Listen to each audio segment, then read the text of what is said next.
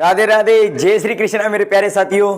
तो चलिए आज की क्लास में हम बात करेंगे महाराजा गंगा सिंह विश्वविद्यालय बीकानेर के उन तमाम साथियों के लिए जहां पर आज हम समाज शास्त्र के मॉडल पेपर को देखेंगे। यानी सबका बार बार एक ही क्वेश्चन आ रहा है कि सर क्वेश्चन पेपर कैसे आएगा, सर एग्जाम में प्रश्न कैसे पूछा जाएगा, क्या हमारे क्वेश्चन एमसीक्यू रहेंगे या लिखने वाले रहेंगे। सब तमाम साथियों का एक ही क्वेश्चन बार बार कॉमेंट में देखने को मिलता है। तो उन तमाम साथियों को घबराने की जरूरत नहीं। आपका एग्जाम कैसे रहेगा, बीए फर्स्ट सेमेस्टर के फर्स्ट पेपर के लिए आपका एग्जाम किस तरीके का आएगा, सारा का सारा बताने वाला नहीं मेरे प्यारे साथी, दिखाने वाला हूं।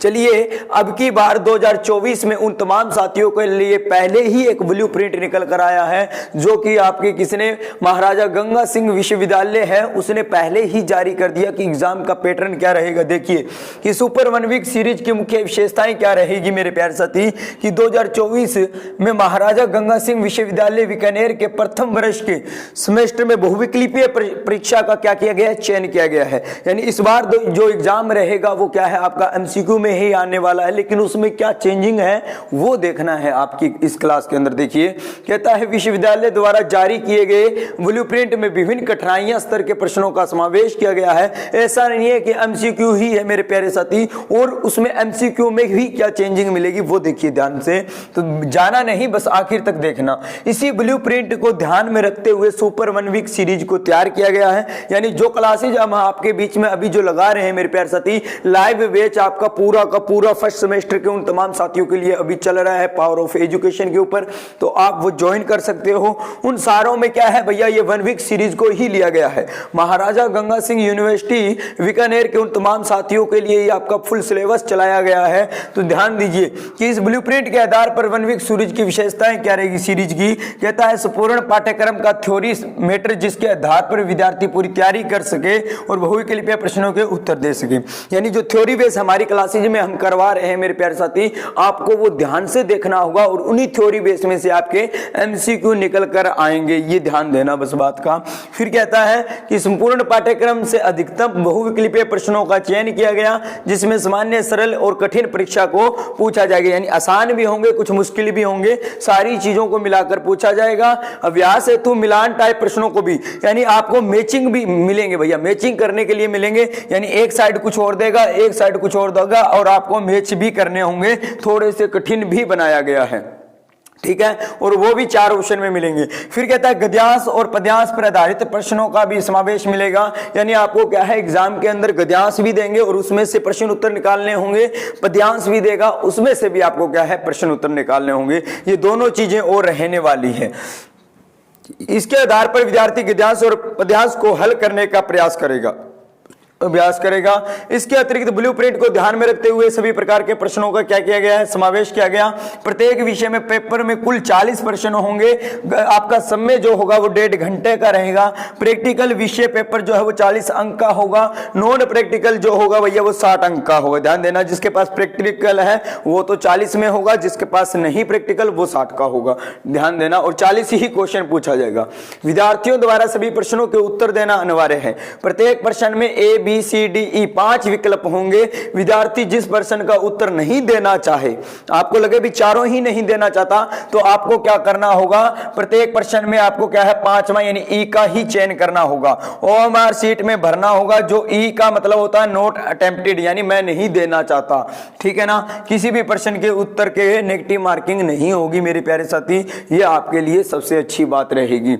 सभी विद्यार्थियों को हमारी तरफ से भी शुभकामनाएं। और ये क्या कहता है, महाराजा गंगा सिंह यूनिवर्सिटी की तरफ से। अब मॉडल पेपर देखेंगे भैया, मॉडल पेपर देखते हैं समाज शास्त्र के सिद्धांत का, कि मॉडल पेपर किस तरीके से है, पेपर कैसे पूछेगा। ये देखो कहता है समाज शास्त्र का जनक किसको कहा जाता है, तो मैंने अच्छे से करवाया है मेरे प्यारे साथी कि ऑगस्ट कॉमेंटे को क्या कहा जाता है, समाज शास्त्र का पिता कहा जाता है। और समाज शास्त्र का मतलब क्या होता है, सामाजिक क्रियाओं का अध्ययन करना, समाज में हो रही उन सारे तथ्यों का अध्ययन करना जो एक समाज में घटित होता है। और समाज शास्त्र का क्या होता है भैया, सच्चाई से लेना देना होता है। इसलिए कुछ आपके समाज शास्त्रियों ने समाज को एक विज्ञान की भी संज्ञा दी है। ये सारी क्लासेज हमारी भैया 1 सब सारी चल रही है 1 वीक सीरीज की, ये सारी की सारी 1 वीक सीरीज की सारी क्लासेज थ्योरिकल बेस चल रही है मेरे प्यारे साथी।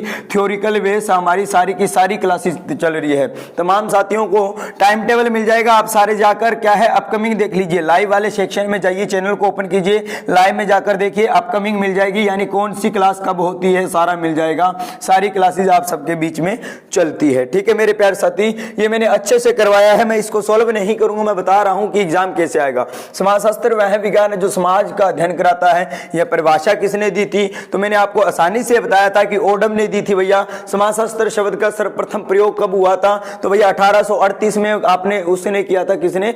कॉमेट ऑगस्टे ने। भैया सही विकल्प पर अब देखिए कुछ पुस्तकें दी है और इनके लेखक दिए, जैसे मैंने सोसाइटी का बताया था कि सोसाइटी के आपके लेखक कौन रहेंगे, आपका व्हाट इज सोशियोलॉजी के कौन रहेगा, समाजशास्त्र का लेखक कौन रहेगा। इस तरीके से आपको मैचिंग करने को मिलेगा। मैचिंग करने के बाद में भैया आपको इसका सही बताना था, सही का चयन करना था। क्या सोसाइटी के योगेंद्र सिंह है? तो गलत है भैया। सोसाइटी पुस्तक के लेखक का नाम मैकाइवर मैंने आपको करवाया था, मैकाइवर ने आपके सोसाइटी को लिखा था। ठीक है, इस तरीके से आपने इसको पहचानना था, ऐसा भी मिलेगा।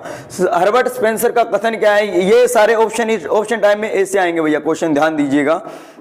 ठीक है, अब मैं आगे चलूंगा, यानी ये तो हमारी क्लास चल रही है। अब ये देखिए, ये मिलेगा आपको क्या कि निर्देश प्रश्न 9-13 से निम्नलिखित गद्यांश को पढ़कर, ये गद्यांश मिलेगा आपको, इस गद्यांश को पढ़ना होगा और इस गद्यांश को पढ़ने के बाद इसका क्या देना होगा? उत्तर देना होगा। ठीक है, यानी देखिए अंग्रेजी का कम्युनिटी समुदाय, यानी कम्युनिटी का मतलब क्या था? समुदाय होता है। जो क्या है, दो शब्दों से मिला है, कौम प्लस मुनिस से, यानी कौम का अर्थ होता है टुगेदर अर्थात एक से अधिक, और मुनिस का अर्थ होता है सर्विंग अर्थात सेवा करने से। तो इन शब्दों के आधार पर समुदाय का तात्पर्य साथ साथ मिलकर सेवा करने से है। इस तरीके से आप पढ़ोगे इसको सारा, और उसके बाद में आपको यहां पर क्या होगा भैया? 4 क्वेश्चन मिलेंगे। जैसे ये देखिए, समुदाय का तात्पर्य क्या है? तो हमने अभी पढ़ा भैया कि समुदाय का तात्पर्य भैया साथ साथ मिलकर सेवा करना है। तो इस तरीके से आपको पैसेज पढ़ना होगा और उसी पैसेज के, उसी गद्यांश के अंदर से आपको ऑप्शन के आंसर देने होंगे। सोसाइटी पुस्तक के लेखक कौन है भैया?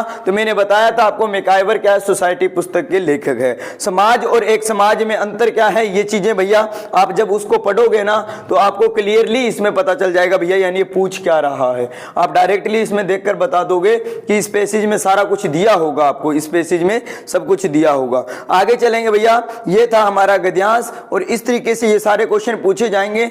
आगे देखिए, ध्यान दीजिए, एमसीक्यू ही रहेंगे 40 के 40, बस आपसे क्या गद्यांश और पद्यांश में पूछेगा। ठीक है, ये एमसीक्यू तो चलेंगे, लेकिन हमारा एक आधा एक और गद्यांश पद्यांश पूछेगा। ये रहा, देखिए हमने पहले देखा पद्यांश, अब देख रहे हैं गद्यांश, यानी इस गद्यांश को पढ़कर क्या देखिए भैया, इसके भी जवाब देने। तो देखिए, मानव में ही वह अद्भुत शक्ति एवं क्षमता मौजूद है जो संस्कृति का निर्माता कहलाता है। समाजशास्त्री अर्थ में संस्कृति को समाज का धरोहर या विरासत के रूप में परिभाषित किया गया है। समाज द्वारा निर्मित भौतिक एवं अभौतिक दोनों पक्षों को संस्कृति में सम्मिलित कार्य किसने किया भैया? करते हुए रॉबर्ट ब्रेस्टिडी लिखते हैं कि संस्कृति वह संपूर्ण जटिलता है जिसमें वे सभी वस्तुओं को सम्मिलित है। तो भैया ये चीजें इस तरीके से गद्यांश पूछेगा और हमसे कहेगा, यहाँ पर आंसर पूछेगा। देखो, लोगों को जीने की ढंग की संस्कृति को कौन मानते हैं? तो भैया उस पद्यांश में पूरे के पूरे में कहीं ना कहीं इसका वर्णन मिल जाएगा।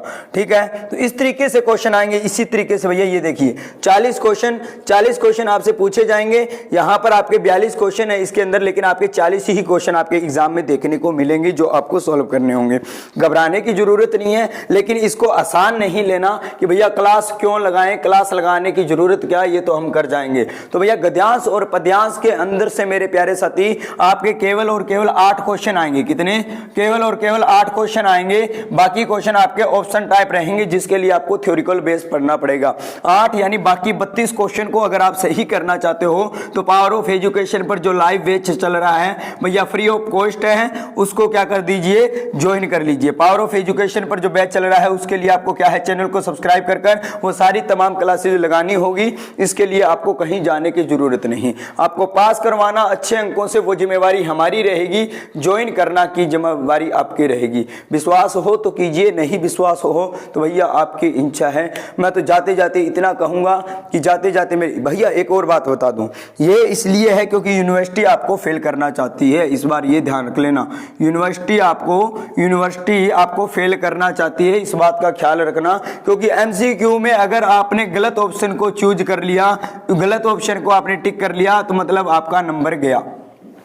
कोई चांस नहीं है कि कोई टीचर आपको नंबर दे देगा, कोई टीचर आपको नंबर दे देगा, कोई 1% भी चांस नहीं है। मतलब फेल होने के चांसेस इस बार बहुत ज़्यादा है।